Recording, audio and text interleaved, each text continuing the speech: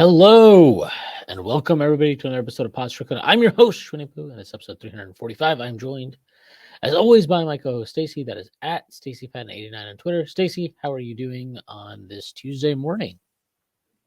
Victory Tuesday, doing pretty good.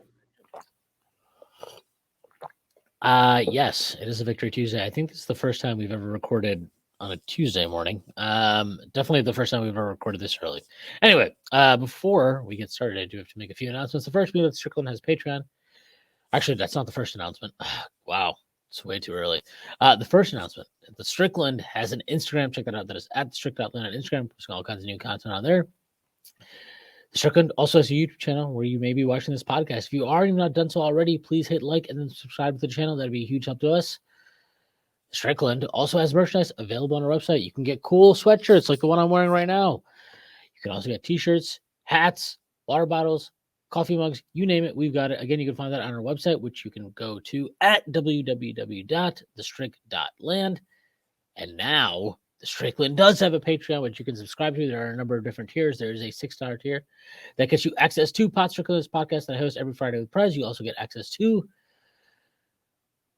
the newest version, or the newest podcast, I guess you can call it, now, Takes from Obvious Bozos, that is hosted by Andrew Steele, a.k.a. Doug, alongside Zach Blatter, where they take your takes that you submit in our Bozos channel on Discord and grade them, judge them, evaluate them to see exactly how much of a bozo you are. You also get access to the Strickland Discord where the conversation never stops. There are further tiers. There's a $9 tier that gets you access to Strickland Roll, my solo pod where I rant and rave about the Knicks and more. You also get access to wonderful premium articles by Matthew Miranda, one of the best in the business. And now you get access to Strictly NFL, hosted by Konstantin Metrikos and Jeffrey Rasmussen. They just had John Schmelk on this past week. Very, very good episode. If you missed it, definitely recommend checking that out. There are further tiers. There's a $15 tier, $30 tier, $50 tier, and $100 tier. Those come with a variety of additional benefits like listening on pod recordings, merchandise discounts, and even potentially co-hosting a podcast alongside yours truly one day, whether you choose to subscribe or not. None of this would be possible without you. And none of this would be possible without BetOnline. The last of the major pro sports leagues kicks off this week, and BetOnline is your top spot for all your NBA action this season. With MLB postseason, NFL and college football, and NHL in full swing, BetOnline is your number one source for wagering news, odds, trends, and predictions. Get everything NBA at your fingertips with both desktop and mobile access for every sport anytime.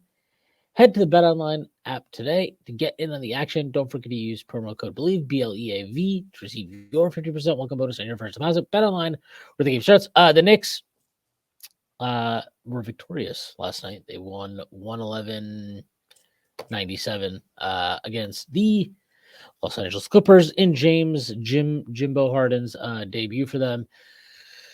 They did lose on Friday to the Bucks. I don't know what the final score was. It was like 111, 105. I don't know. It was an annoying loss. It was an annoying loss that they had. I guess we're 7 games in, so just under 10% of the way into the season.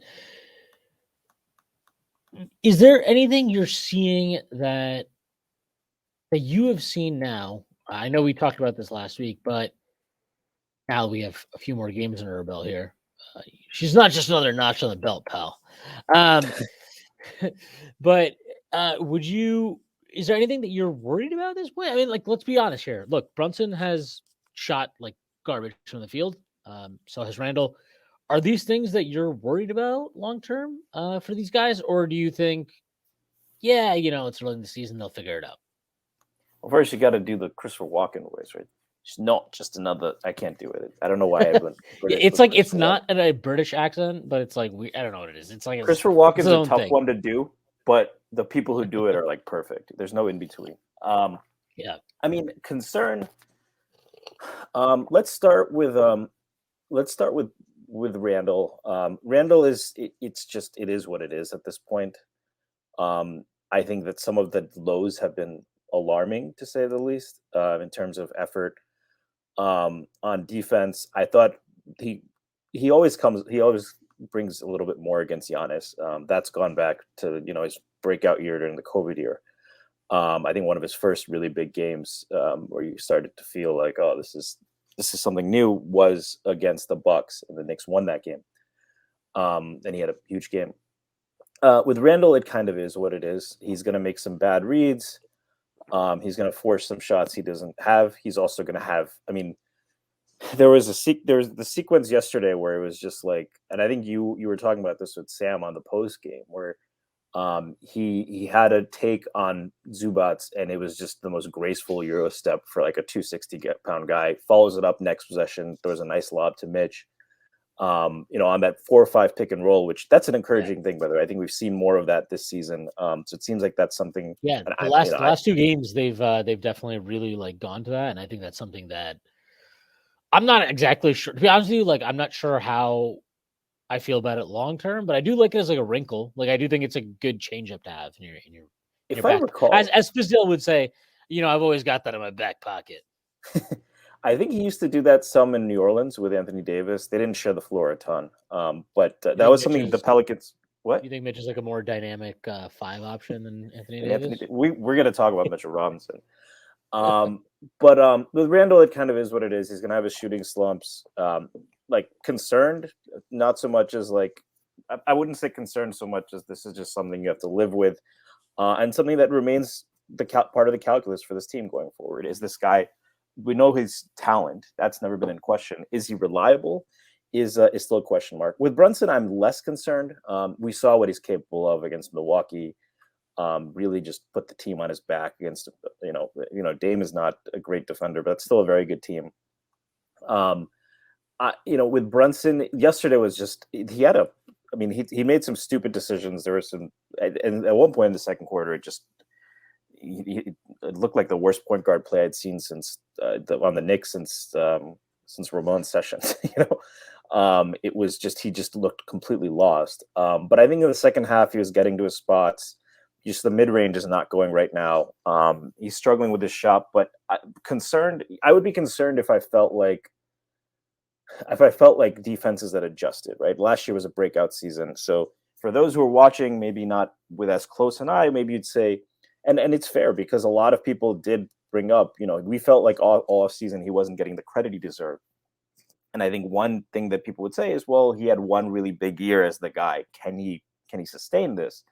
As defenses start to key in on him. But again, obviously the Heat were keyed in on him, and it didn't matter. He was averaging over 30 points a game. So concern, no, there's things you'd like to see just to be a little reassured. But I think we have to remember the Knicks, every game they've played has been against either a playoff team from last year or the Pelicans, I think, lost in the play-in, right? But at full strength, the first 20 games last year, they were the top team in the West. So we know that's a loaded team talent-wise. Would I have liked to see a better effort than the Knicks gave? Absolutely. That was kind of embarrassing. But really, in terms of bad losses, you have that and the Cleveland loss. The second. I don't even think the Pelicans loss is that bad. I just think they played like they couldn't make a shot. Like I don't think that's not a loss to me. That you're like, and that's kind of where I've been at this entire season, where I'm like these losses, almost every single loss. I think people like, and we had a really long conversation about this in our Discord the other day, but like, I don't think this team is not playing for each other. I don't think I don't get the sense of like any kind of like internal strife or anything like that. It just, they have not shot the ball well. And it feels like they're trying to search, like there's some individuals that are searching for their own rhythm, and that's coming at the expense of like the collective group. But like, I don't get the sense of like, I haven't felt that any loss. I'm like, well, they didn't give a shit tonight. Like tonight, like I haven't seen one of those yet. I mean, their losses, they lost to two of their losses are to the contenders in the East, right? We called it a frustrating loss to Milwaukee. They lost by 5 points, a game they were down 1 late, with Brunson having a game where they absolutely locked them down defensively inside the arc, and Giannis hit like 3 threes out of his fucking dumbass butthole. And then the Boston game where like, look, I mean, Brunson and Randall obviously play like absolute garbage, but that game we probably still should have won it. So yeah, they blew a 6-point lead late against again, and these are not. There isn't anything like that Orlando. I think that Orlando loss in 2021, right, was like where the alarm bullets started to go off for me. Like, there's some issues. There's nothing like that. This is when I was looking at the schedule earlier this year before the season, to make my win prediction, I tried to just go through And I ended up with 53 wins, but I was looking at it and like going game by game, I think this is going to be a team that's hovering around 500, not more than 3 or 4 games either way, for like the first third of the season, I think. That's just the nature of the schedule. A lot of back-to-backs, a lot of tough teams. I mean, the league as a whole is better. The schedule is front-loaded, though. They should have some breathing room, and I do think they're going to get on a roll, especially after the All-Star break. But here's the thing, right? If you want to be an optimist, Brunson and Randall have not played well, but all of the things we were worried about and emphasized this offseason have come to fruition. Mitchell Robinson has been playing legitimately like a defensive player of the year candidate while going to even another level on the offensive glass. RJ Barrett, he got injured, but he's just, when he's been healthy, he's been probably their most consistent offensive player. And it's the way, some of it is a little like, I don't think he's going to shoot 44% from three, but some of the things that the seeds were planted a long time ago. 2 years ago, he was shooting 28% from 3 to 10 feet, which is god awful. Last year, when everyone was saying he hasn't improved, the one thing I brought up was he went from 28 to 38% from 3 to 10 feet, which 38% is not good. And I understand it's tough for me to sometimes even have said that with a straight face, but you could see, and then starting that playoffs, he started to get a little bit more comfortable. He did it a few times with Jared Allen. He'd take the bump. The touch looked so much better. And that's really become now an important counter. He's shooting 53% from 3 to 10 feet. Maybe that's a little unsustainable, but he just looks so much more comfortable. And as a result, he's now looks a lot better on his drives to the rim. He's shooting 67% within 3 feet. From Basketball Reference, your mileage may vary depending on which site you use. But everything looks better. He's shooting 85% from the free throw line. And I think his defense has been, I thought he played really good defense on both Kawhi and George last night. The one thing I'd like to see more is the awareness on the defensive glass is still not quite where you'd like it. But RJ, I think that's just going to be a thing. I think that's just a thing. We got to deal with it. It's what it is. Yeah, and if he's giving you all of this, but this is what you talked deal about. With that. You said this was the big swing factor. You said it all offseason. I have to agree. RJ Barrett is the swing factor. So if he's playing at this level, we're getting this from Mitch, which seems very sustainable. I mean, it's sad because Hartenstein was awesome last night too, right? It almost seems like they're elevating their games. Everything else you want, like Quickley has really bounced back from a tough playoffs. He's consistently putting in good effort. You'd like to see him be a little bit more aggressive on offense. The defense is what we've come to expect. And then the last thing I'll say is kind of what you were talking about in terms of guys looking for their own shots. I did think that bench unit earlier, at times it struggles, especially when it's annoying that they have DiVincenzo and Hart trying to initiate. I think in particular, DiVincenzo has struggled a little bit. It reminds me a little bit of Hartenstein last year, where Hartenstein came from, obviously with Kawhi and Paul George, it's going to be a little stagnant, but he's coming from a Ty Lue offense to Tibbs, right? That was an adjustment. I think for DiVincenzo, that's been an adjustment too, kind of. Obviously, he's coming from the Warriors. Much different offense. In the third quarter, I could really see a stretch where he started to find, he had a nice take in transition. He kicked it out to Quickley for a three, Quickley missed. DiVincenzo gets a tough rebound, immediately relocates, they find him, hits a three. These are the kinds of things that he can give you. And he was finding some confidence on defense, had a nice steal before to set up that transition take. So that's another thing with the bench. Like, they are still gelling a little bit too. Hart, we forget, was kind of still a new acquisition last year, right? So he has to kind of adapt to this group. So all things considered, 3 and 4 with that schedule, with all of those things, and the things that have worked being the things that we were really worried about, or we were really watching for this offseason. I'm not going to say I'm encouraged, but I'm certainly, I'm more than cautiously optimistic. I would say, yeah. I would say that I generally agree with that. I think there are some really, first of all, the Knicks right now have the second best defensive rating in the league per Basketball Reference. I'm pretty sure it'd be second or third or something like that on NBA.com. I know they use different formulas. The Knicks have the second best defensive rating in the league on Basketball Reference. Minnesota, by the way, their defense right now is fucking insane. They have 100.5 defensive rating, which leads the league. The Knicks are second at 104.8. Shout out Karl-Anthony Towns, dominant defender. They beat Boston last night too, right? So they did beat Boston last night, and Anthony Edwards absolutely sunned the shit out of Jason Tatum at the end of that overtime. But it's cool. Jason Tatum's totally going to learn how to dribble in a year. Jason Tatum can't dribble now? Is it contagious from Jaylen Brown?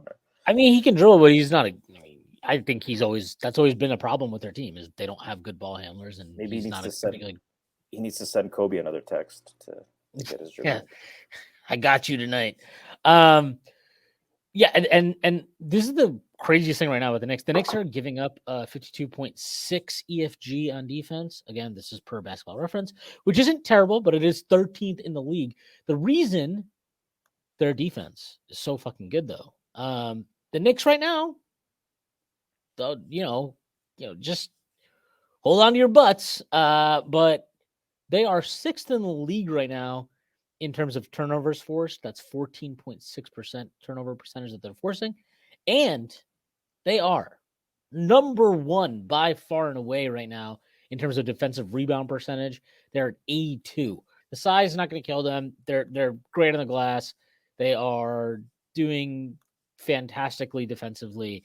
And as we talked about over the summer, like one of the things we were excited about in terms of what DiVincenzo could bring to the table is juicing their ability to turn other teams over. And like, I don't know if they're going to sustain at the level they're at, but I think it's safe to say that they're definitely better at it this year than they've been in the past. So it's like the defense being at where it's at right now is very, very encouraging.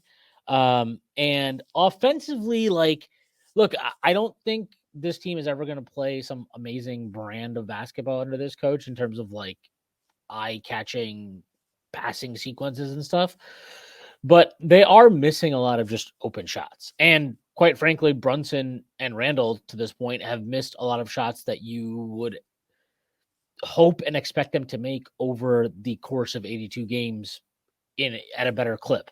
So that's part of it. I do think though that like the starting lineup, something is just off with that group, and it goes beyond what Brunson's shooting poorly, Randall's shooting poorly. Like they're not playing with a lot of flow. I think they are disjointed. It feels like yes, Brunson and Randall are searching for their own offense, which comes at there's an opportunity cost. There's a expense to that where it comes to the cost of the collective group a little bit. And look, we need to talk about it because it is worth mentioning. Quentin Grimes is not playing well. Like he's struggling. He doesn't seem focused or not focused. Focus is the wrong word. He doesn't seem. I mean, I think the defense has still been really good. Yeah, his defense has been really good, but he's not comfortable offensively, and he's lacking for confidence. He's not making shots. He's not comfortable putting the ball on the deck. He's still shooting 35% from 3. I do think the 2-point is valid. Yeah, I mean, but even from 3, it's like the shots he's getting, like he needs to be. And I get it's early in the season. 7 games is like, especially for 3-point shooting, it is not. You're not even close to a point where it's stabilized yet. But he needs to start hitting at a better clip. He needs to be more confident. He needs to. I mean, the biggest thing for me is like there are too many possessions where he gets the ball in a kick out and he record scratches a possession. And then he throws it back to Randall. He throws it back to Jalen Brunson. I see another fucking pump fake, man.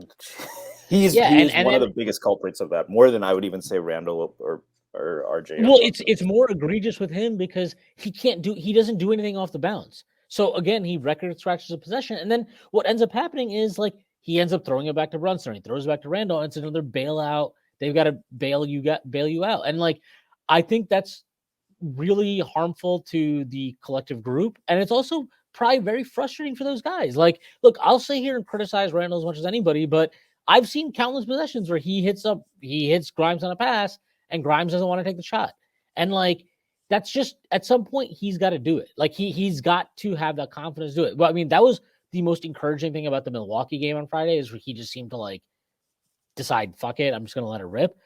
But it can't just be a 1-game thing. Like it's got to be consistent, and it cannot be dependent on like, oh, I missed my first 2 shots. Like I'm not going to shoot now. Like no, it doesn't matter. Like you're out there to shoot the ball. When you get the opportunity to shoot, you need to shoot the ball.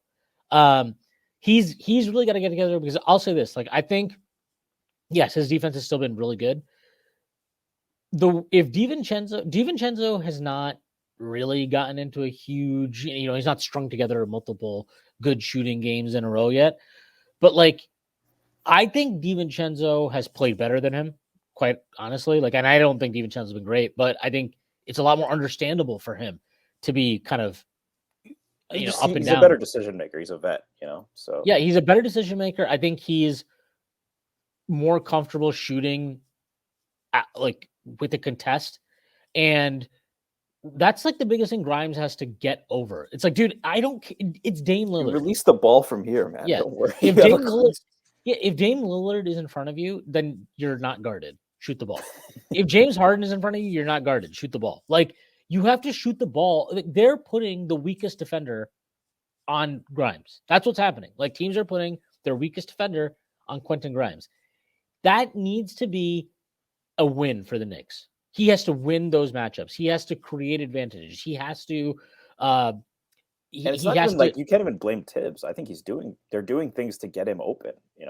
Yesterday I think he had several good looks, and I think he was a little bit more aggressive yesterday, but shots weren't necessarily falling. But yeah, I think it's definitely it's a him thing at this point. Yeah, and I just think, like, to me, DiVincenzo is the guy that could take not just minutes, but like his role, quite honestly. Like, I think he could end up starting if Grimes doesn't snap out of this within the first 20 games or something. Because Do he's they need got Evan to. Fournier? Yeah, we really need Evan Fournier to juice the offense. Yeah. No, I mean, do you worry about the size at all, though? That's I think the other part of that, right? DiVincenzo is not as big, not as big maybe, and I think he is a really good off-ball defender, like Quickley, but Grimes gives you that kind of more physical on-ball stuff, right? So yeah, no, he does. I don't know. To me, it's like I feel like DiVincenzo still gives you some point of attack stuff and all that, but like, I don't know. I'm just I'm worried about plenty of other things, but Grimes very specifically to me is like, I'm like, he just doesn't seem to be playing with the proper decision making, confidence, rhythm, whatever you want to call it. It's something is off with him, and he really needs to get it together because, as much as we can, and I do think Randall and Brunson are obviously bigger impediments to them getting like a better flow. Obviously, they're more on ball. They are much higher usage players for sure. But I do think that Grimes is a contributing factor to some of the issues we're seeing with that starting group. And like, yeah, look, it's easy to sit here and talk about, oh, well, Josh Hart can't shoot and blah, blah, blah. And that was a bad decision by Tibbs and these rotations and that lineup and blah, blah. Like, I get that, but I don't really think, I'm going to be honest, I don't think the lineups have been that bad. I don't think the rotations have been that bad. Like, this to me, really, if we're talking about anything, we're talking about like one issue, which is, oh, Quickley should get more minutes. And I do think that is an issue, but like, I don't think that's enough to explain like what the issue is with individual players like Randall or Brunson or Quentin Grimes. Like, I think those guys are struggling in and of their own right. And like, is I will say though that the combination with him and Josh Hart is not tenable right now offensively, given I their. think Randall and Hart is more problematic, but I mean, I think it's a collective thing, but I think if you're gonna have Randall and Brunson out there, the fact that Hart doesn't want to shoot and Grimes, does he want to shoot? Sometimes he doesn't want to shoot or whatever it is. Like, I that's a think really good problem. he's taking 5.7 attempts per game from three. So like we should be clear that this is not he's not Frank Ntilikina at this point, right? Quentin Ntilikina. But that probably he needs to ratchet that up, right? Because defenses are keying in on Brunson and Randall. We probably should talk a little bit. These are playoff type matchups. All of these teams were facing. And they have a year of tape on Brunson as the guy. Randall, they know what he is. And so I think that, I think that, I think your concerns are warranted. I'm not in panic mode with Grimes yet. Like, it's not like he's just, but I think he can be shooting a lot more, and he should. And I think that that's going to I'm not on pulling the plug. I do think that's a valid point with Grimes and Hart. I just think that'll probably be less of an issue. I do want to bring this up again. There is a player on the Knicks who the Knicks are, with him off the floor, minus 3.64 net rating, 7.5 with him on net rating. Any guess who that player is? What is it? Minus? With him off, they're minus 3.64 in 180 minutes, plus 7.5 with him on. How many minutes is it? Oh, sorry. 156. RJ Barrett. Yeah, they are 10 points better. If I only include the games in which he played, it still goes from minus 1.38 to 7.5. So, and opponent 3-point, and they're almost 10 points better on defense with him out there. It's just he's really he's earned it a lot. I think, yeah. I mean, I think that their best 5-man lineup right now, or how it would be closing games, since we're going to close with Randall no matter what, probably would be Quickley in place of Grimes. Like that's fair to say, right? But Barrett has to be out there. Brunson and Randall have to be out there. And then game to game, it's going to be Mitch or Hart. Mitch or Hartenstein. But the way Mitch is playing, you can't take him off even with the free throw lows, right? Look, I mean, the basic thing here is like I love Josh Hart. Josh Hart should not be playing more minutes than Emmanuel Quickley right now. I really don't give a shit about how you want to parse it, whatever justification you want to use. I got to talk about this. The fucking thing that drove me absolutely fucking crazy in that Milwaukee game was people like, well, what do you want Tibbs to do? Like, they're playing grind. They're playing fucking Giannis and Brooks so much. He has to have Randall out there. I'm like, this is not a zero-sum game. This is not like, and it's like, this is not just about fucking crunch time. You cannot justify in that game, Randall gets 39 minutes, Josh Hart gets 36 minutes, Emmanuel Quickley gets 22. And it's not like last night too, by the way. Yeah, Quickley, and they're they garbage time early, but he should have closed. Yeah, he should have closed. Brunson was awful last night. Brunson was fucking awful last night. Quickley should have clearly stayed in the game over him. Much. And I think that the argument a lot of people used for Milwaukee to close the game, and I get it. I don't want to. I'm certainly not clowning this. No, I don't get it. I think it's a bullshit argument. I'm just talking about the close. But I agree with you. It is a bullshit argument. It is a bullshit argument. The argument. But it is a the argument people would make is that you had Grimes on Dame, and so if Quickley has to guard Middleton, there's too much size there, and Grimes is better on Dame on ball. First of all, I think Quickley is not like he's a much better off ball defender than on ball. He isn't like he's not a bad on ball defender by any means. If you tell him to guard Dame, look, Dame is going to cook him. Or Dame is going to cook anyone, right? It's not famously like Dame didn't make any big play down the stretch on Quentin Grimes. Yeah, so you put your best guys out there, and even late in the game, team defense matters a lot. To say nothing of what Quickley gives you much more of than Hart. Now, the one thing with Quickley closing is I don't like him in the role where he just watches Brunson and Randall as a function of their late game offense. But that game in particular, I get that argument, but it's just galaxy brain almost a little bit too much. It's like it's not like Hart is some big dude who he's physical. Like it's the same fallacy as the the Jimmy Butler thing. You couldn't fucking score in that game, and you took out your only guy who had it going in the fourth quarter aside from Brunson. It made no fucking sense. And I'm telling you, like flat out, if RJ Barrett is not playing in a game, for Emmanuel Quickley to get 22 minutes is a fucking joke. That is a fucking joke.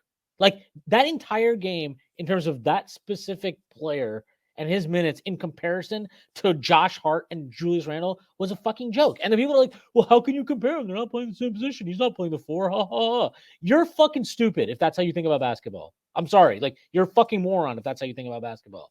If Julius Randle plays less minutes, Josh Hart has to play more at the 4. That opens up perimeter minutes. That's how that works. If Josh Hart plays less, that means that Quentin Grimes has to play more at the 3, which opens up minutes at the 2, which means Emmanuel Quickley can play more. It is not rocket science. If you don't understand this, then I don't know, maybe go back to elementary school or something, because it is a joke to play him 22 minutes in that game. He was, 5 and 10 in that game for 14 points. He was cooking in the fourth quarter when they took him off. He was like getting it going. I think he had maybe 8 points in the fourth quarter itself. You're on mute, Stacy. I was saying that he's a player who, if you don't want to use the word streaky, Quickley he's a rhythm-based player. When he gets it going, is a guy up, and you kind of need him to get those reps, right? So that's another thing. When he has these 5 or 6 minute stints and can't really get into a rhythm offensively, that also hurts him, Credit to him, he's been playing really well this year, but that's not optimal for him either. No, it's just he is like, we need to get over he doesn't need to fucking prove himself every year. He does not need to prove himself every year.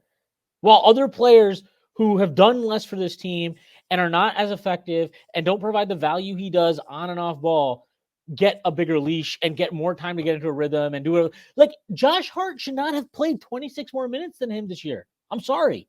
Like, I like Josh Hart. I'm not worried about him long term. Here's the fact of the matter. Josh Hart is shooting 35.3% from the field this year. Emmanuel Quickley is shooting 47.4% from the field. This is a team that can't fucking score right now. It's like, this is not...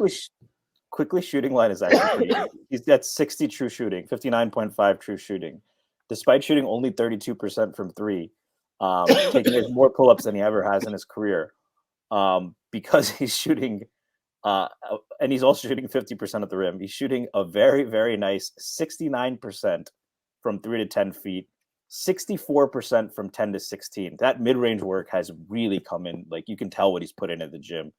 40% from 16 to 3. He's not taking too many long twos, but like, that is once the 3-point shooting gets back to normal, we know he can finish.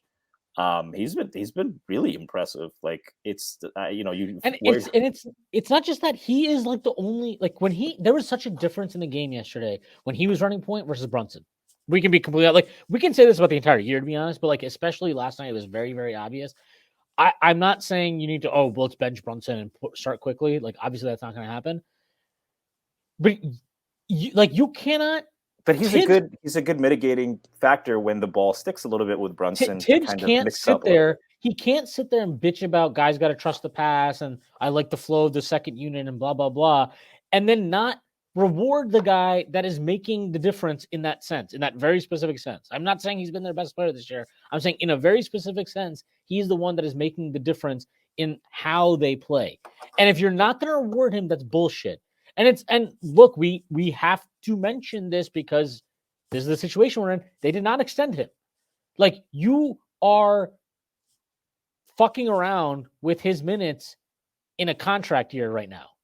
I know we're only 7 games in, so I'm not trying to make a huge deal about it. I haven't been spending significant amounts of time on Twitter bitching about his minutes. But like, that Milwaukee game was egregious. Last night was also egregious to me. It just didn't matter because that bench group basically they ended the game before, like, what Brunson came back in with like 6 minutes left. They were up 17 or whatever the fuck it was. The Clippers also threw in the towel a little early, but yeah. Yeah. I mean, they didn't have it last night. You could tell he was just like, yeah, these guys don't give a shit tonight. Let's move on. But like, these last 2 games, they're unacceptable. He cannot be playing 22 minutes a night. He can't. He has to play more. And if Tibbs, like, this is the problem with Tibbs. If you want to start Quentin Grimes because that's just like what you want to do, fine. He doesn't need to play the amount of minutes he played last night. Like, he should have come out much sooner in both halves, as far as I'm concerned, because he had nothing yesterday. He was giving you absolutely nothing last night in terms of what he's taking out a shooter. Offensively. I think he wants RJ to play with the bench, so he wants RJ to be the first sub. But if you are like, to your point, take out Grimes, you can take out Grimes and Hart and RJ at the exact same time. There's no reason not to. And if you are taking out only one, I still think probably IQ should be the first guy over Hart off the bench. But yeah. Yes. Like, one guy literally carried your bench last year. He's carried your bench for 3 years in a row, especially the last 2. And now you're bringing, like, Josh Hart. Josh Hart is an awesome utility player. He's an awesome rotation guy. He is not your 6th man. He is not your 6th starter, or what do you want to call it.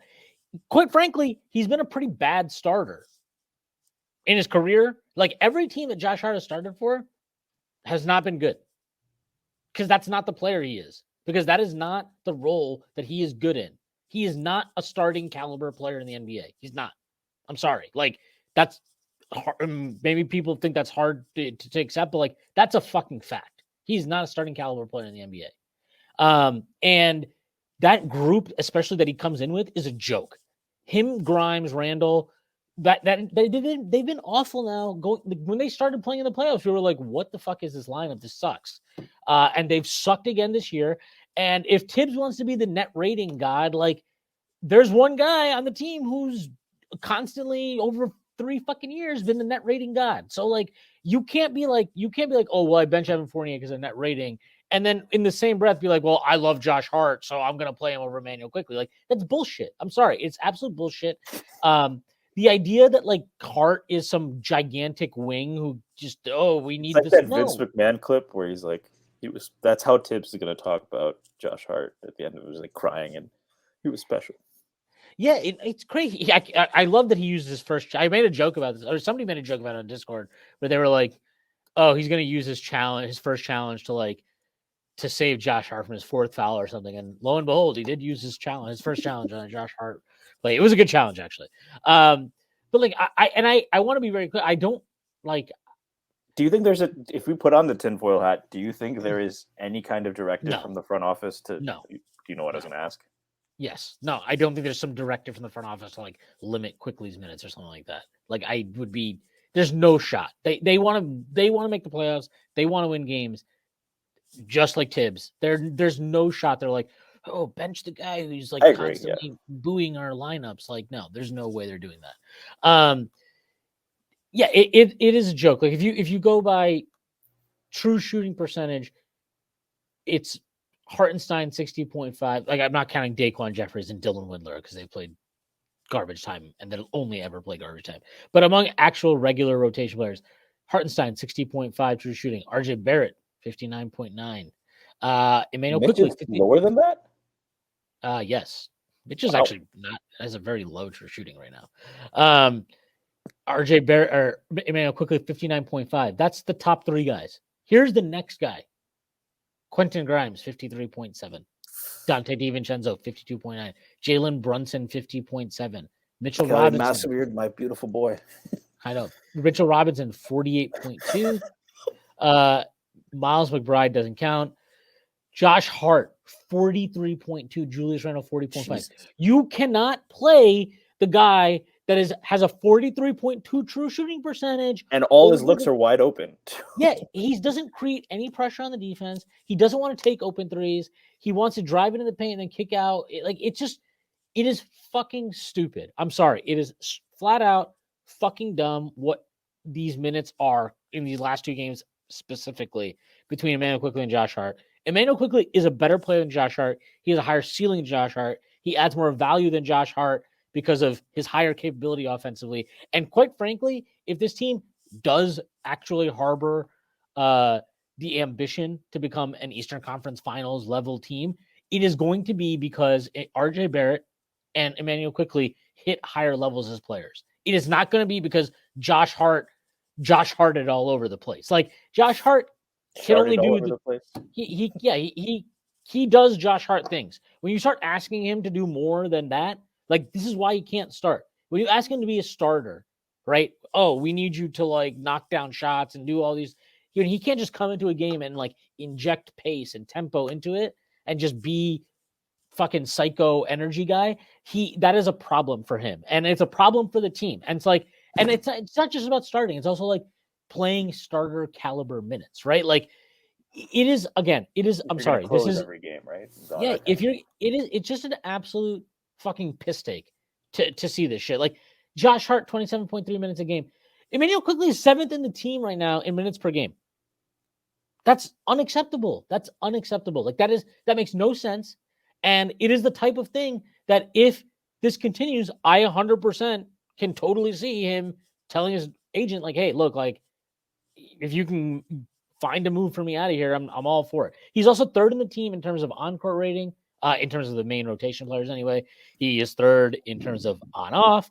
Again, early in the season, but like the larger sample tells us he's probably going to end up somewhere around the top on this team in both of those. Like, this is a joke. I'm sorry. It is a joke. And if it takes 20 games, whatever, but at some point, somebody needs to get in Tibbs' ear and be like, listen, you can love Josh Hart as much as you want to love Josh Hart. You can't do this. This is stupid. This is dumb. And he needs to accept that. And quite honestly, like the fact that Brunson is playing as fucking dog shit as he is should make it even easier to give Quickley the minutes he deserves. It should make it even easier. Like, I'm sorry, it's don't think the getting to. Villanova synergy is more important to get him going? Or?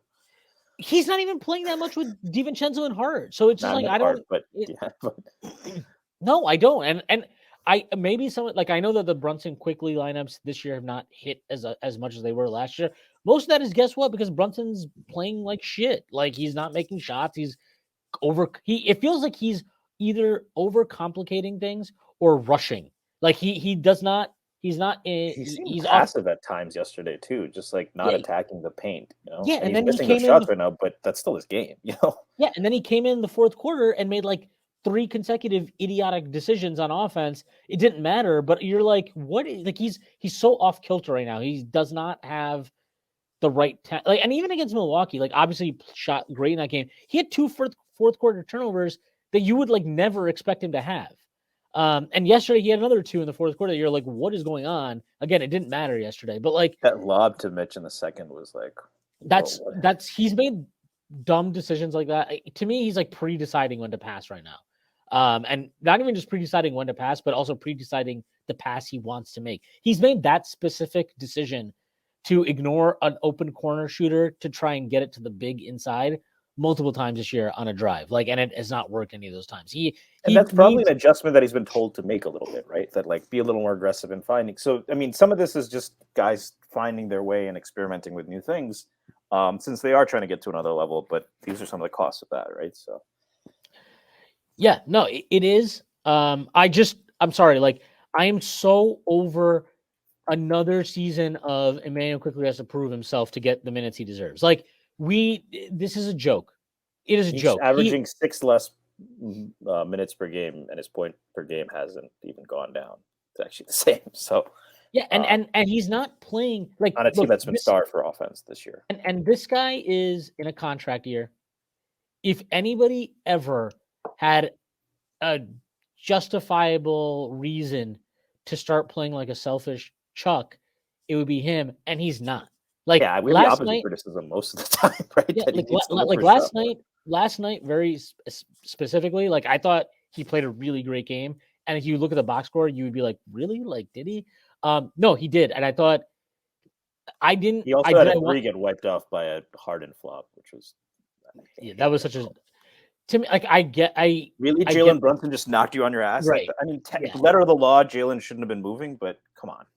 yeah, it's just one of those where the ref should look at who it is and be like, okay, let's move on. But like last night, he had 7 points on 5 shots in 20 minutes, 5 assists. He played really good. He was a plus 22 in his 20 minutes last night. Like he and that bench group specifically, he was the engine of that group. He is what got them kind of going. And I do feel this is just my hunch. I do think at the start of seasons, Tibbs really leans on like he cares about getting his starters minutes and getting them going. If you look at this, like Hartenstein played 13 minutes last night to Mitch's 35. You know, DiVincenzo, who I think we would both agree played a really good game yesterday, he only played 16 minutes. Right? Like I do think, and I would imagine if you go back and look through the last couple of seasons, this plays out where the starters play a lot heavier load to start a season than the bench. But this can't last for much longer because Quickley's way too good for this. And I would be surprised if this bench isn't once again the biggest strength of this team because they have not even been hitting shots as a group yet, and they're just edging their way into positive territory. But like, I think they that look IQ DiVincenzo combination, by the way, has a lot of potential because they both love to move without the ball. They can both improvise really well. I don't think DiVincenzo is as good on ball, obviously, but I saw that chemistry. That like the two of them working together really seemed to. I think they have something there. Personally, yeah. And look, I know this is kind of like a stupid way to look at. And actually, no, it's not a stupid way to look at this. The bench last night, okay, they played. These are the minutes for them: Hartenstein 13, Josh Hart 32, God knows how, DiVincenzo 16, Quickley 20.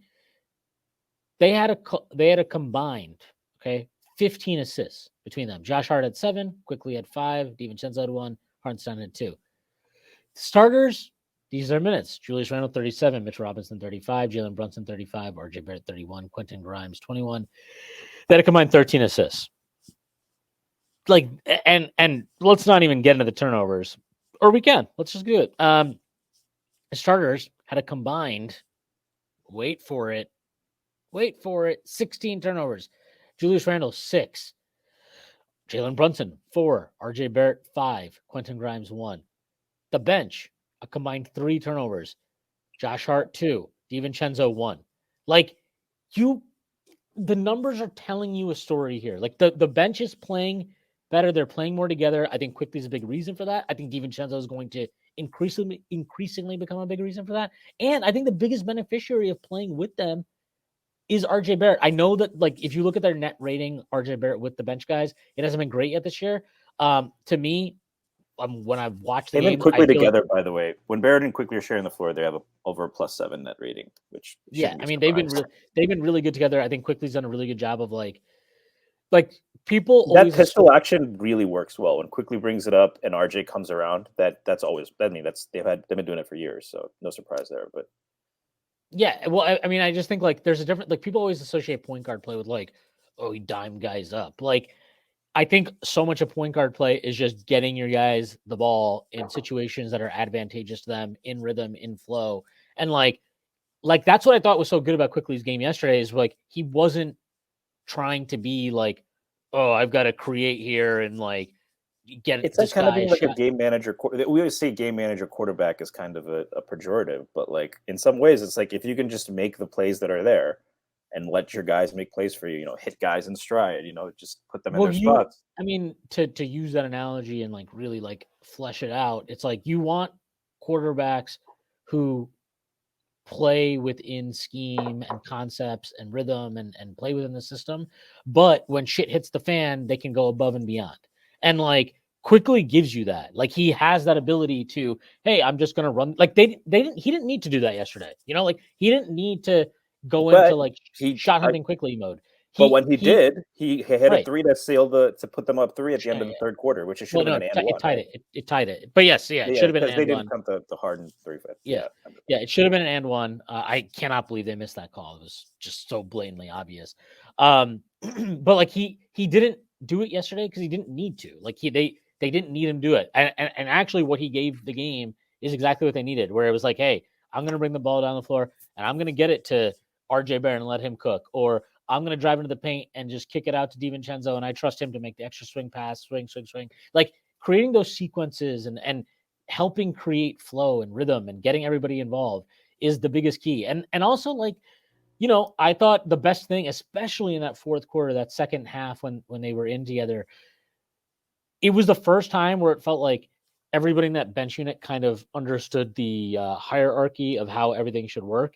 And it was like, even when DiVincenzo brought the ball up the floor a few times, he got off of it quick and gave it to Quick or gave it to RJ. Like it felt like they were figuring it out they had figured it out. And maybe look, like it's one game, you don't know what happens, but like I thought even against Milwaukee, they played really well. They just could not make a fucking shot, which kind of screwed their on off and all that stuff. But like, I thought they played well, and I think they are finding a rhythm and they're getting into a good flow. And also like it helped. Their defense has been so good. It was awesome yesterday. They completely ended the game by just like, I gotta say, man, the Clippers.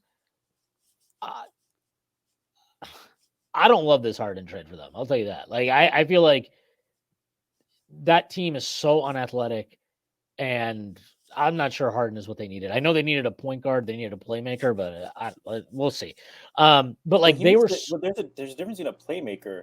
He needs to get back to what he was doing in Oklahoma City, right, at the beginning of his career, where he could really orchestrate, kind of what you're talking about with Quickly. He could orchestrate an offense. There's a difference between that and just a guy who racks up assists. yeah, but he Um, is the system, Stacey. he's the system. What a nickname. I'm not a businessman. I'm a businessman. Man, I think that that's what he needs to like. That's the I don't want to say the irony, but in Oklahoma City, that was the kind of player he was. He obviously was a prolific scorer. You could see the shades of what he was going to become. But really, what he brought to them, that this was why there were so many debates about should he start over Westbrook and stuff at that time, was that he could facilitate and get guys like Durant going. You talked about this with Sam. I thought Paul George had a couple of nice buckets, but Sam said he was 2 for 12. And it didn't look like that he was taking bad shots or forcing the issue. Paul George was invisible last night on offense on Harden. I think Westbrook's done a good job fitting in. It was Harden's first game, but he'll have to change. He won't be able to play the way he did.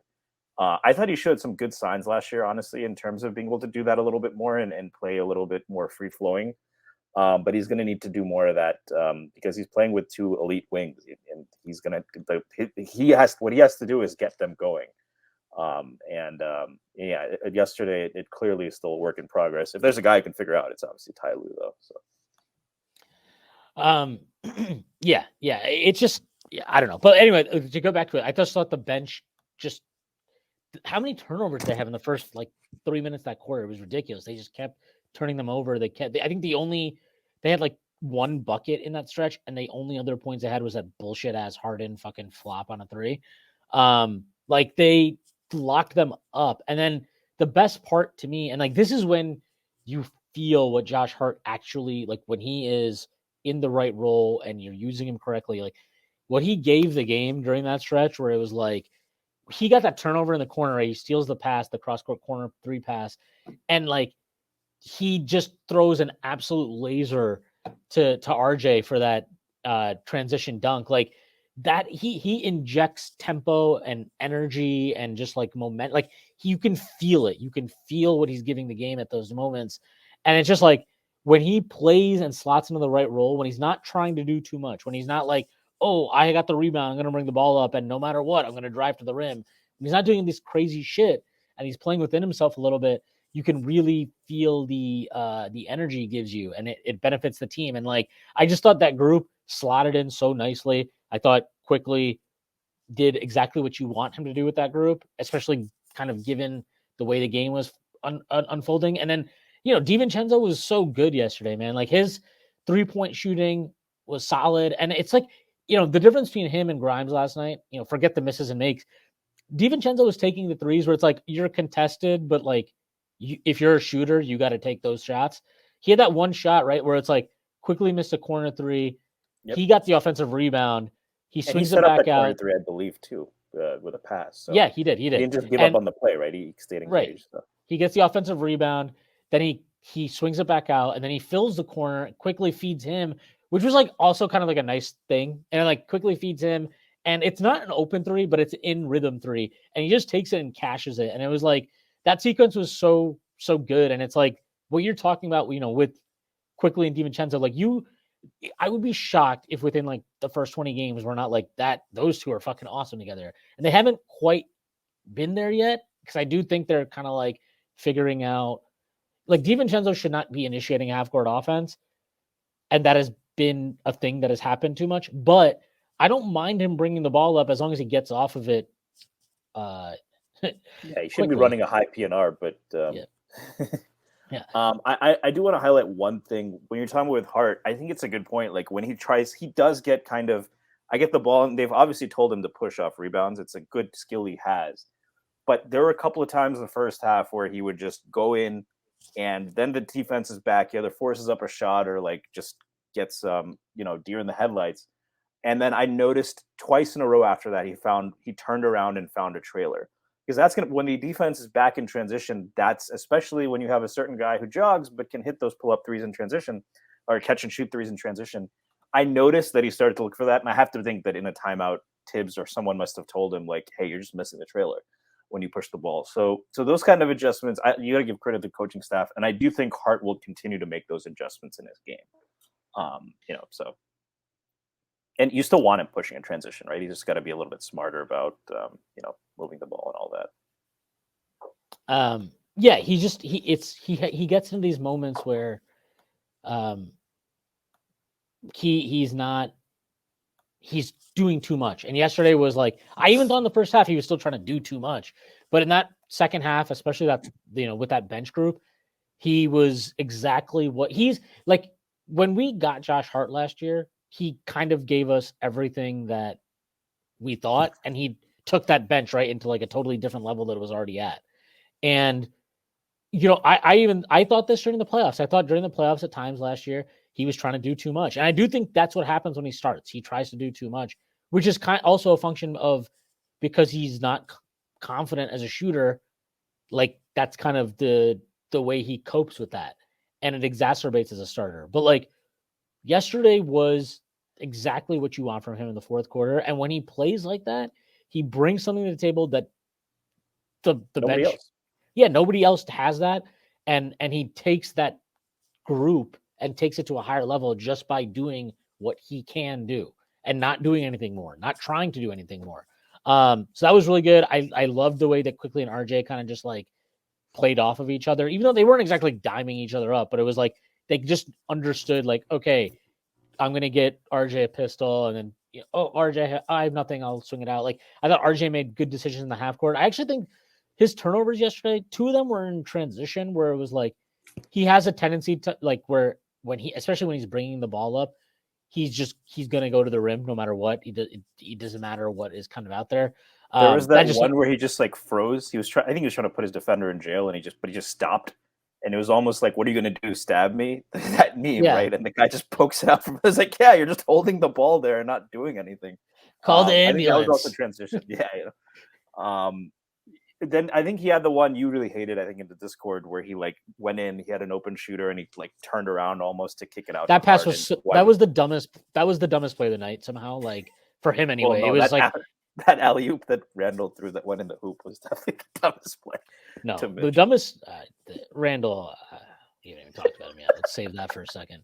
Sorry, go But ahead. yeah, no, but that the RJ pass was just. It was like there's never a world where that's the pass. That's like just never the pass. Like, oh, let me drive to the rim and just blindly throw some like insane wraparound pass directly Well, he behind panicked me. because he got stopped, right? Instead of what he's been doing a Right. much better job of is playing under Oh, control and just going to he read. got stopped, but like I was like, dude, you just throw it to the corner quickly. It's right there. It's fine. He had a couple like there were a couple plays in general yesterday where RJ he got really lucky on one assist he had where he like got stopped under the rim Yeah, he and fell basically like down. and he like patted the ball to Hartenstein who Yeah, fumbled and finally gathered it and put it up. But like it's think like the best way to put it is if this was the average RJ game for this year, you would be like, is it perfect? No. Is it good? Absolutely. Like you would take that every night, even with the turnovers, because the defense was good.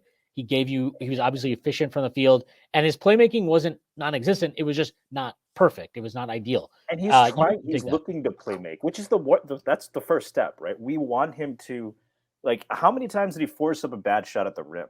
I don't remember him doing it once. That was the big Achilles heel last year, right? Where he's getting into the paint constantly. He's just making just some of those as he experiments and grows. That kind of horrible decision notwithstanding, there are going to be some moments where he tries to keep his dribble alive and he gets poked away. There's going to be some moments where he's too ambitious with his pass. But those are just there. He had like a Well, pull up that's jumper. how you figure it out. Yeah, that's part, and that's the same thing. He had this, he had a pull up jumper. I think with like 12 seconds left on the shot clock, off of pick and roll. But I didn't hate. Like, is that a shot the Knicks really want from their offense from him? No, not yet right now. But the defender went under. He gets the elbow. Um, you know, and he looked in rhythm. He bricked it, and he's not going to make that right now. But that's how it's. I mean, that's what happened with his floater, right? Like it looked ugly. Had no touch on some of those. You're like, kick it out, man. Why are you taking? But he's much more under balance, and that's helped his efficiency at the rim. It's helped, kind of set up what's improved about his game. So you have to live with some of that because he's still 23, and we want him to expand his game. I think he's done a pretty good job of finding that balance too. And again, we should mention he was facing. It's not like he's facing chopped liver, right? Zubac, I thought played really well. Kawhi and Paul George obviously are still great defenders. So, all things considered, a pretty good effort from RJ, definitely. Yeah, no, it's the thing is like you can live with mistakes regardless of what they are if the effort is there and And the when the process is defense right. and just when the defense is what it is. Like when the defense is what it is, and this is the level, like this is the defense he was playing his sophomore year, basically. Like he is making the right rotations. He's getting over screens. Like he's never going to be great at getting over screens just because he's a big guy, but like he's getting over them and fighting back into the play as best as he can. Like he is not dying on screens. That's the He knows how to huge use his factor for body him. better a little bit, using his length. It's ironic that that sophomore year, I think, not ironic coincidence, but that sophomore year, the first game where I really noticed his defense was against the Clippers, and he did a terrific job on Kawhi Leonard that game, and that's where you really started to see the potential on that end, I think. Yeah. It was great. He was really, really good. So I think that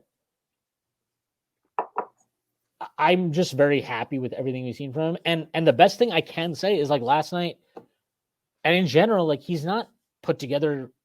His second game against Atlanta, that was probably maybe the best game of his career. But, like, he's not put together yet some perfect stretch of basketball. And yet you're like, I don't think the on-off and on-court stuff last year lied about what he's providing. I don't think the on-off or on-court stuff right now, even though it's very early in the season, I don't think it's lying either. Like, he is the reason why that starting group right now is taking. Yeah, he's like, considering how bad Brunson and Randall have been, he has been the reason why it's had positive moments. Starter, but yeah, it's him too. But especially offensively, like, any good moment they've had offensively, almost in large part, has been because of him. And the best, the biggest compliment you can pay him is, last year when he'd miss a game, you didn't really know if you'd miss him. This year, when he missed 2 games, like, you felt it. You really, the Knicks felt it. It was obvious when you were watching it that they missed him and what he provided. And, like, that's the biggest compliment you can pay him, because it's look, we have talked about this forever, and people have talked about this forever. It was like, the numbers are great. They're fine. Like, the raw surface total counting numbers are great, are fine. Like, how does that translate into, like, how you're moving the baseline for your team? And right now, the way he's playing, he really is moving the baseline for the team. He is a driving factor of the team's success. So, yeah, you gotta really, really appreciate everything he's doing. And yeah, I mean, look, he's playing some really, really good basketball, probably the best of his career. A guy who had a fine game was Julius Randle. He had 27 on 21 shots, 10 rebounds, 3 assists. He did have 6 turnovers. I don't know. He was 3 of 8 from 3, which was nice. And he was 6 of 6 from the free throw line, which we should mention because he has struggled at the free throw line tremendously this year. It was good to see him just make some shots. And he looks, I even thought against Milwaukee, I didn't think his effort was that bad. I know I know that last play was not good, and I did criticize him for that. And anybody that's, like, trying to, like, pass that off is like, well, why are you cherry picking his effort? It's like, yeah, I'm sorry, dude. Usually, like, you're a 1-point game with under a minute left. He didn't even walk. It wasn't even like he strolled very, very on the biggest play of the game, like, yeah, it's like, I'm sorry, like, you can't get a pass for that. It doesn't matter what you did. Like, and even if you say, well, Giannis was this guy, he's coming back, then you can start jogging back and be in a stance, right? Like, do something. Well, if he gets back into the paint, he cuts off that Lillard play. That pass never happens to Lillard. And then he'll still recover out to Giannis. Giannis is not going to launch a 3 there. And even if he does, like, I know he was 3 of 3, but come on, you're living with that. Anyway, I don't want to go back to that too much, but, like, his effort to me was not a problem overall in that game, minus that one play. I thought he was moving better, if not quite all the way there. And I think yesterday was a progression on that. I think he was moving a lot better, but not quite all the way there. You could see him actually dislodge players when he drove to the rim and create layups for himself, which was not happening consistently through the first 6 games. And it still wasn't consistent yesterday, but he's still, like, I think this is just going to be a frustrating thing for me the entire year, is differentiating between, like, is he playing well? Sure.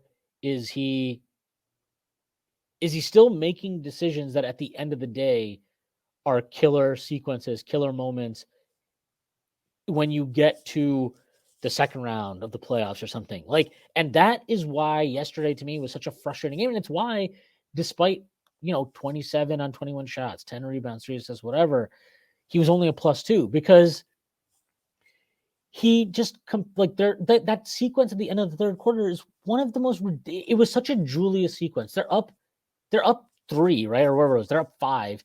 He comes on the floor, forces a shot at the rim on Vooch, which gets blocked, or not Vooch, sorry, Zubac gets blocked. Then the Clippers come down, they make a shot. Then he comes down the lane again, and he thought he was fouled, right? So I knew he gets the ball again. He comes on the floor, and He tries to go at Zubac again, misses the layup, gets the offensive rebound, goes up again, misses layup. And he's very lucky he didn't get an offensive foul, by the way, because he threw Zubac. I was actually surprised. He threw his shoulder into him very, very. Yeah, it was obvious. Like extended, and, like that's a, yeah. Like Zubac, and Zubac flopped. That's an offensive foul. He didn't flop. Yeah, and the thing is, when he drives like that, he's already collapsed the defense. There's so many. He's got like wide open 3-point shooters all over the place. He refused to kick it out. The Clippers come down, they make a 3, and then this was what set me off. And I talked about this in the post game yesterday. The last play of the quarter, the one that we talked about earlier, where Quickley hits the 3 that he got fouled on. If you watch it again, Julius Randle's like Quickley's bringing the ball up. Julius Randle's walking behind him, clapping for the ball. He's literally clapping for the ball. And it's like, I was like, are you serious right now? Like, you're a 10th year, he's literally a 10th year vet. He is a 10th year vet. And he is acting like a fucking baby. It's like, it's just, I could not believe it. I really couldn't believe it. And it's especially jarring because of how much rhythm that unit was in, like, it's like, if you've ever, if you ever taken an improv class, I'm definitely showing out my cool points here. They always say, don't take a trip to Meville, right? So like, you have to you have to keep the energy going. So you come in new to a scene or you come in new to the game and everyone has it going. Don't record scratch their rhythm like that, don't expect that you're just going to like, okay, now it's me time. Like, no, like fit in, right? Sometimes you got to learn to do that. And I don't think this is him being selfish. It's just like, he's got to be a little bit more adaptable in those situations. Yeah. No, he does. And it's just, I don't know. He's just very, it's like, it's my own thing, but like I watched that game yesterday and I was incredibly frustrated by Julius. I thought every time he'd string together 2 or 3 good plays and then he'd string together 2 or 3 bad plays. And it's like with Brunson, I thought for the most part yesterday, he was like, I don't know how to put it, but his process had some good moments. In the second half, he was just missing some good mid-range shots that he makes. Like those are, I mean, you live with that, It also is just like when he fucks up, it's just not as frustrating as Julius's fuck ups, because with Julius, so much of it feels like, look, he's a monstrous human being. He is super athletic. He's strong as hell. He creates chaos when he puts the ball on the floor, and he creates openings that are, they're exactly what you want. He just doesn't capitalize on them optimally all the time, or even often enough. And it's incredibly frustrating at times. So like watching him yesterday, I was just so, it's like you're so close to getting there, and then he's just kind of like, but I'm gonna do some stupid shit right now. And it's like, I don't know, it's the wrong way to feel about a whole season. Like it's probably a terrible way to feel about it, where you're like viewing the whole season through the lens of like, oh, can you do this? Like, will this work in the playoffs? And I get that, but it's just, I don't know how to escape that, because when I'm watching, I'm just like, man, like, how is this going to work against like Miami? How is this going to work against the Celtics? Like, it's just not. And that's a really tough feeling for me personally to shake. It just, I have a tough time. I know that, like, I have a tough time watching that game last night and being like, Julius played really well. I do. Like, I don't. I saw someone put up an apology for him, and I was like, all right, come on. Yeah, guy's shooting 43 true shooting for the season, and like he played fine yesterday, but like, yeah, and I tweeted this after the Milwaukee game, and I feel like this after basically, there's nothing he can do. There's nothing he can do at the moment to change this.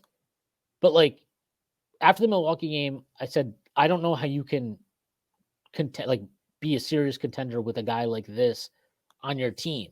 And I still feel that way after his good games, because I'm like, his processing and reading the floor is so fucking slow, man. And that stuff it can fly in the regular season, but we've seen this now two playoffs in a row where it's like his processing gets him into trouble. And I don't see much of an improvement in that sense. I know that he apparently watched film all summer, and now that made basketball easy or whatever the fuck he said. But like, I don't see it. I don't feel it when I'm watching him play. And I don't know. It's tough watching him and feeling like, oh, none of this matters because of the playoffs. Because I think it is a dumb way to view it, and I think we should. But I feel this, but it's inevitable. yeah, and it's just it's especially jarring because like that is what we have talked about with RJ. You saw flashes of it last year. I know Prez was a little bit more skeptical, but when he started to make the early reads, the cross court passes, right? That's what's really improved with RJ is making those quick decisions. He doesn't look deer in the headlights on his drives, and you're just not seeing those kind of changes from Randall. He has to stop and think and look and let the defense reset. He's I think you want to make the game simpler for him. You want him to you want to get him off ball more and just say catch and shoot if you're open. Otherwise, be a freight train. I wish they could just do that, but if he's going to be relied on to the extent that he's still being relied on, let me ask you this: do you think if they do you see him maybe becoming the third option on this team? Especially with RJ playing better, I think we both assume Brunson's going to return to form. It's just a matter of time. Do you think that would help Randall at this point to kind of go into that third option role? Can Julius play in a third option role? Does he want to? What about That's his play? The second one, I think, is that's fair. I've never seen anything that indicates he would play a third option role to anybody on this team. I think he struggles to even be second option to Brunson. And to be fair to him, like this year, it's not like Brunson's exactly playing like some great first option at the moment. So like, I get that, but I don't. Would I love to see him as a third option role? Sure. Do I think he'll do it? No, I don't. I don't know why anybody believes it based on what we've seen. And like that is probably the frustrating part to me is like I'm like everything. I'm just like, well, this is cool, but will it matter when it actually matters? And if he was a third or fourth year player, right? Like if he was Quickley or RJ or Grimes, like I would have so much more patience and understanding for where he's at in his decision making. But like he's not. He's again, I get like people don't seem to wrap their brain. He's a 10th year vet. Been with the team now. What? This is 5th year with the Knicks. Year, yeah. He's in his prime. Like, if this is the sum of his decision making, then it is what it is. Like, we don't need to keep pretending like there's going to be some huge fucking leap coming or he's going to change his game or he's going to adapt. Like, he's not going to fucking adapt. He's not going to become a better decision maker. And I guess I'll be quite honest. The reason why I am very frustrated, I think more so than ever watching him, is like, I just fundamentally don't believe a team can be a contender with this guy on the team because he's never going to accept a lower usage role at this point, especially not on this team. I don't think he'll ever accept a role that is below being a second option. Like, I think if you got LeBron, right, he'd be like, okay, well, I'll be the second option now. But he will only be the second option. He's not going to ever accept anything below that.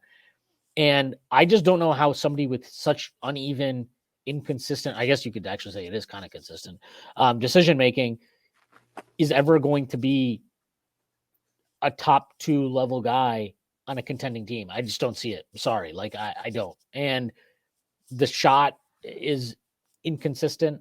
I think it'll be fine. I do feel like he'll probably get back to like the 34-35% for 3.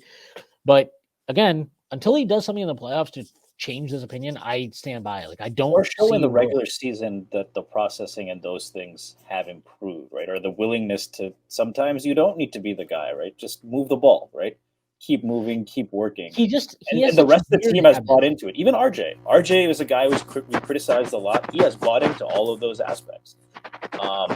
Brunson still probably, but even Brunson, right? Yesterday had a bad game. He had some big plays on defense. Like still got cooked a lot, but like his defense this year has been a lot better than it was last year. Brunson. And he's trying. So like he knows when he doesn't have it going, and he only took 12 shots yesterday, right? So he knows when he doesn't have it to hit going that he's willing to defer. He's willing to try to make plays off ball and those kind of things. And you're just not those are the things you like, even without seeing it in the playoffs. If he does those things in the regular season, it would be encouraging. But so far for Randall, it's been kind of just not what you'd want to see. There is a guy we have to talk about who I think it's between him and RJ as far as I think the best players on the Knicks so far. This is Mitchell Robinson. There's a guy before last year. People wondered, is he going to get extended? There was still a lot of very smart people, you always hear these rumors. Is he serious? Right? The guy's goofy, all this shit. And he has just been incredible. I think you brought up a great point earlier about turnovers forced. I don't think it's a coincidence that Mitch had 4 steals last night. The last one he just like his wingspan was just insane. By the way, Benji did a great thread on the game this morning. Like Mitch is getting into a stance, using his length in passing lanes in ways he wasn't. But DiVincenzo is a steals guy. They got him. Hart is a guy that forced a lot of turnovers. Quickley has made that more of a priority, where in college, despite the wingspan and good defensive play, Emmanuel Quickley only averaged 1.4 steals a game.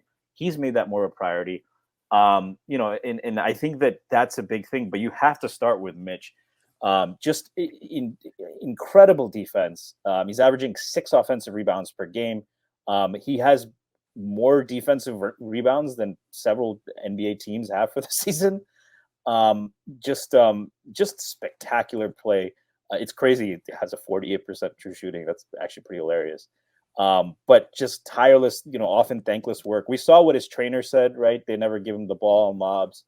But as much as you'll that stuff is always going to happen a little bit with Mitch. There's going to be these comments.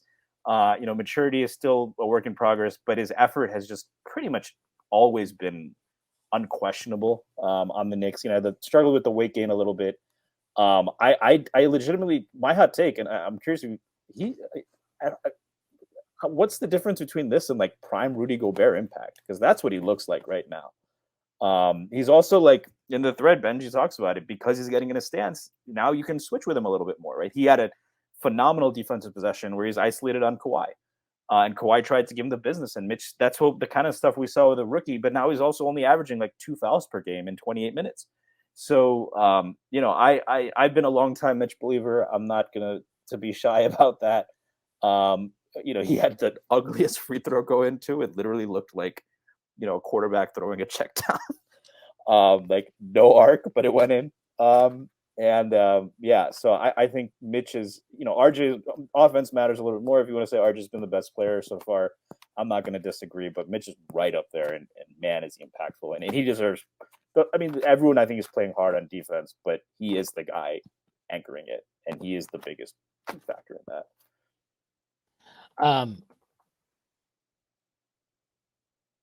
I think that.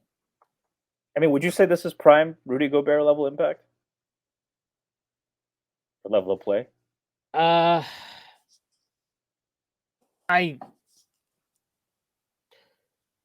would say it's close. Honestly, it's really hard to say, because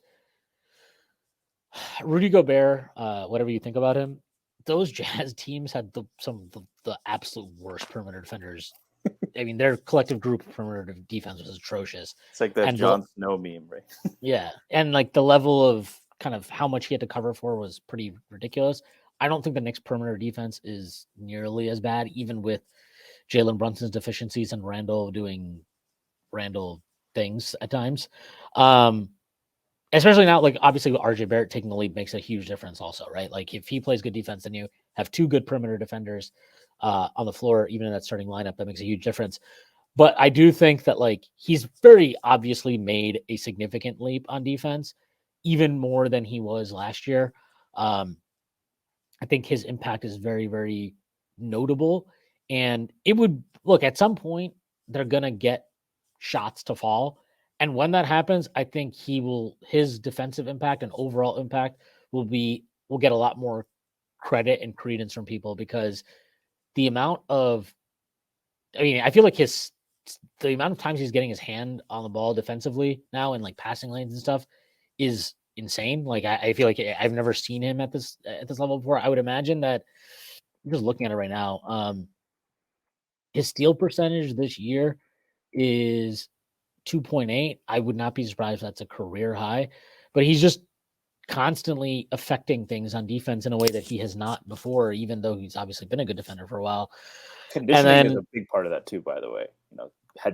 He's for him. Like he's routinely playing 30 minutes plus easily. I think there was a game a few days ago, or maybe last week, where he led the team in minutes, which like I don't think he's ever done before. And you're right. He looks he's not getting winded. His conditioning is definitely not only is he reached a not higher getting level. winded, he runs more than anyone else. He's everywhere, you know. Like this isn't like saving himself or anything really. Yeah. So he's definitely like, if he keeps this up for the whole year, he will be in the mix for defensive player of the year. Do I think he'll win it? Probably not. If the Timberwolves keep playing at like the level of the fucking 2004 Pistons or something. But has it been mostly Rudy that's caused the defensive shift? I mean, look, I think Jaden McDaniels is obviously a really good defender. I don't know if they have, like, Conley is probably their weakest perimeter defender, but he's not an idiot. Like, he knows what he's doing, so he can like make the right rotations.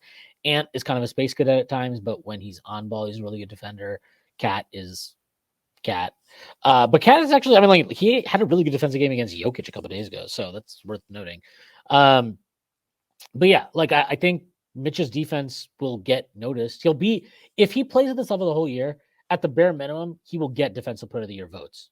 You know, he'll get votes. So what you were seeing from him is super encouraging. I think the offensive rebounding, the way he's doing that, is wild. I think he has, let me just look for it right now. He has something like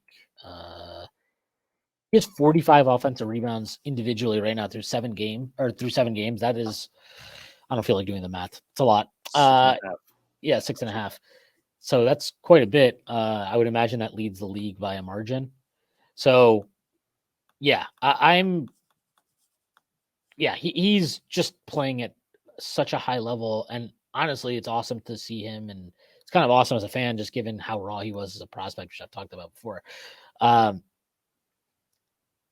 know I'm very pleased with what I've seen from him. Honestly, like, I'm very pleased in general where the team is at.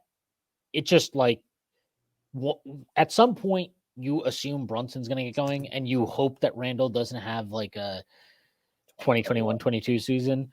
I don't think he will. I do think a lot of his struggles in terms of finishing on the rim and stuff are about physically recovering from his ankle injury. Like, you can even see, right, when he gets ahead of steam, he's fine finishing, but it's more of the half court, like, dislodging somebody when you just have to be stronger than them, that he's struggling with. And I think some of his lift from a standstill isn't great, but I think he's getting there. It looks like he has the last couple of games. So maybe around like game 10, 11 is when you'll probably start seeing like, oh, this looks like Julius from last year. Good to see.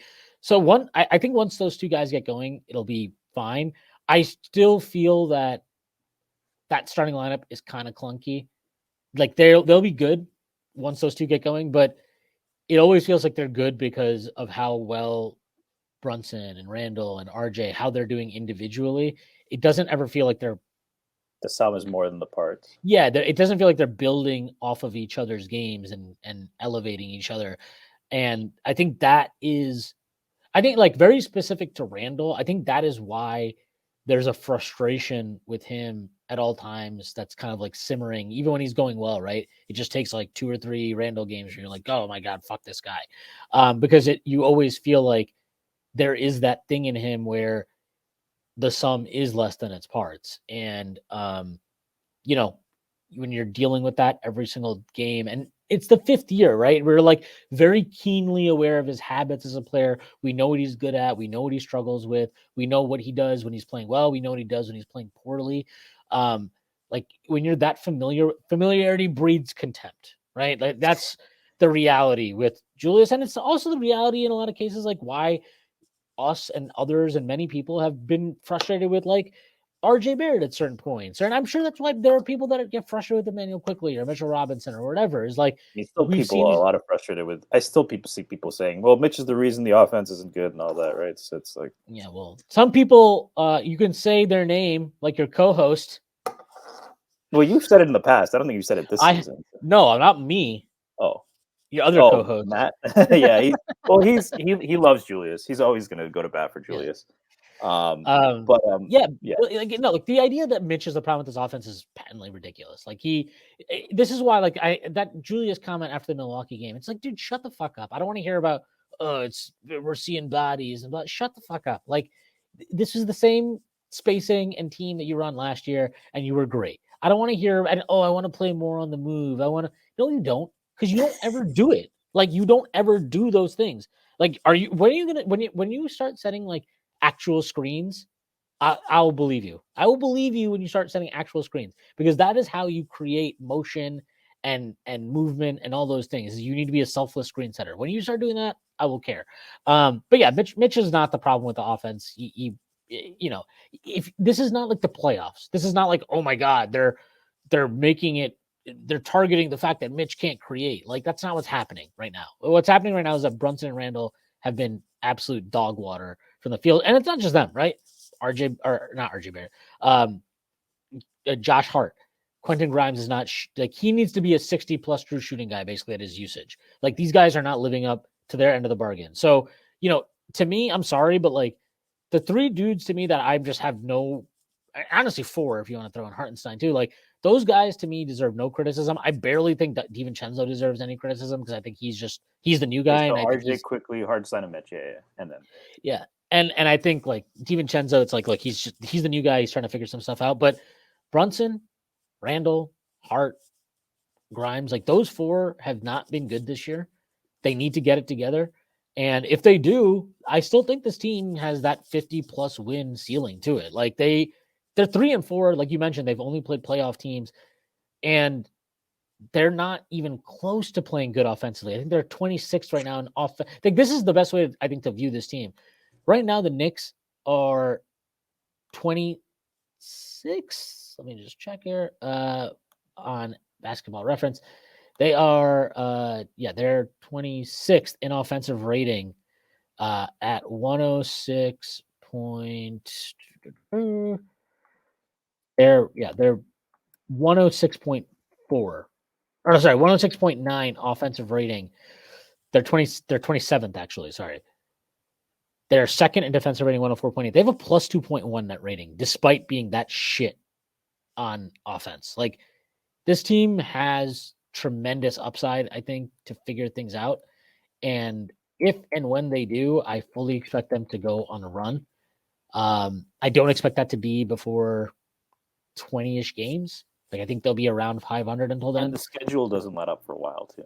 Right. Yeah. So I'll tell you this, if they get if they're like 13-7 or something during the first 20 games, they finish somewhere around there.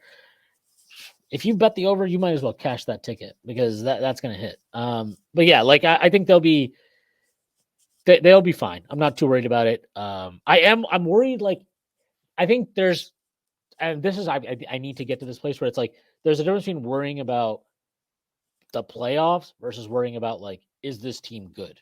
Those are separate equations or separate conversations. And like, I think we should not be above at this stage. Like, the Knicks have not made consecutive playoff berths since 2013, right? That's the last time they made consecutive playoff berths from season to season. They haven't done that since then. We are not above simply just being a good team that qualifies for the playoffs. We're really not above that. If this team gets a top 6 seed, I think that's a successful season. Now, does that mean like they're again? So being that is different from, well, I think they're a real threat in the playoffs. I don't know that you can be a real threat again with Julius Randle, very specifically in the role that he's in. But that is a conversation that is separate from, is this a good regular season team? I do think they're a good regular season team. I do think that Brunson and Randall will get it going, and probably Josh Hart too. Like, I don't think he's going to be at a 43 true shooting, where the fuck is that, the entire season. So yeah, I'm okay with where they are.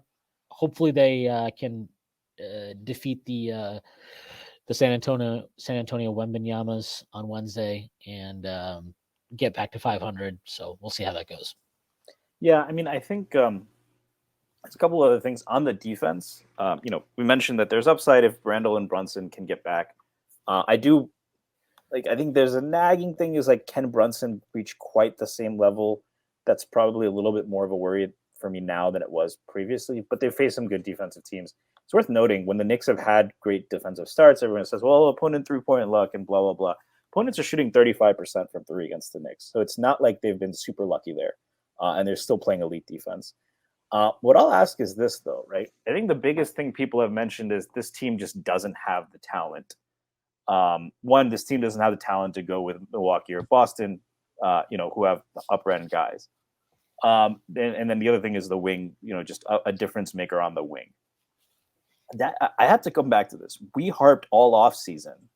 You said this multiple times. RJ is the big swing factor here. He's going to determine this. And that was our biggest worry. I don't think he's going to shoot 44% from three.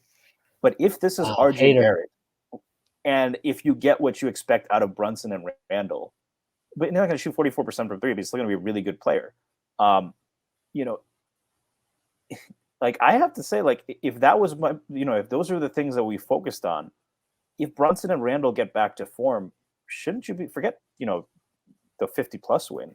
Shouldn't you be even higher on this team than you were before the season, and maybe even to the extent where you can start thinking about beating Boston, right? I agree that Randall, they need to figure out what to do with him if this is RJ Barrett. But if this is RJ Barrett, doesn't that kind of completely change everything in terms of the upside? I think where I'm at with that is that I just question so much of Randall's processing that I can't get over it. And like, I don't know how much it matters how good anybody else is when that guy is going to be your first or second option in the playoffs. And if he is so untrustworthy, I don't think you can beat Boston. I don't think you can beat Milwaukee. I don't think you're a genuine contender. So really, like, I agree. I think as far as regular season ceiling, yeah, if RJ is this guy, then it elevates 60, even, yeah, it's possible. Yeah. I mean, I'm not saying they're going to do it. I'm just saying like it gives you that type of ceiling, but like in the playoffs, I don't know. I'm still very, very skeptical of Julius. I have not seen anything this season to make me think like, are there physical reasons for the reasons he's shooting poorly? Sure. Do I think that his do I think his physical issues explain away all the decision-making bad moments he has? No, I don't. I think they're not linked directly. They can compound it at times because he's not able to do things that he's normally able to do. But the bad decision making is still at times just because he's making bad decisions. It has nothing to do with his ankle or recovering or whatever. Like he's just making bad decisions.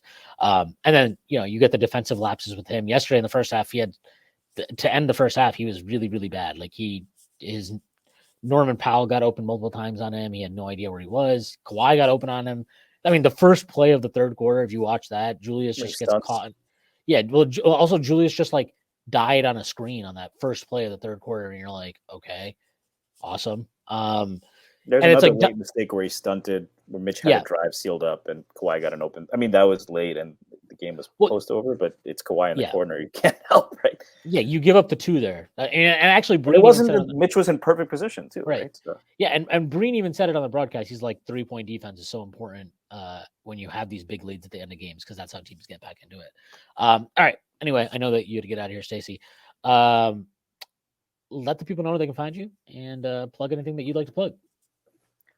Nothing to plug. You can find me at StacyPadden89 on Twitter. So yeah. I'm going to plug personally. I will once again plug the Discord, the Patreon, so you can subscribe to that again. $6 check gets you access to the Discord. I'll also plug Strictly NFL. Con and Jeff are doing a really, really good job with that. Their episode last week with John Schmelk was awesome. And even though it is slightly dated now, I think it's still very much worth your time to listen to. So definitely check that out. And I want to thank Gigi and Matt for all their coverage of the Liberty this year. Gigi wrote a really nice article kind of wrapping up the Liberty season, close but yet so far. But yeah, so thanks to both of them for that. And that is it. So thanks again to our show, which is brought to you by Bet Online. And thanks to all you that are listening out there. That is our show for today. I hope everybody has a great week. And I hope the Knicks have a great week. And I'll see you on Friday.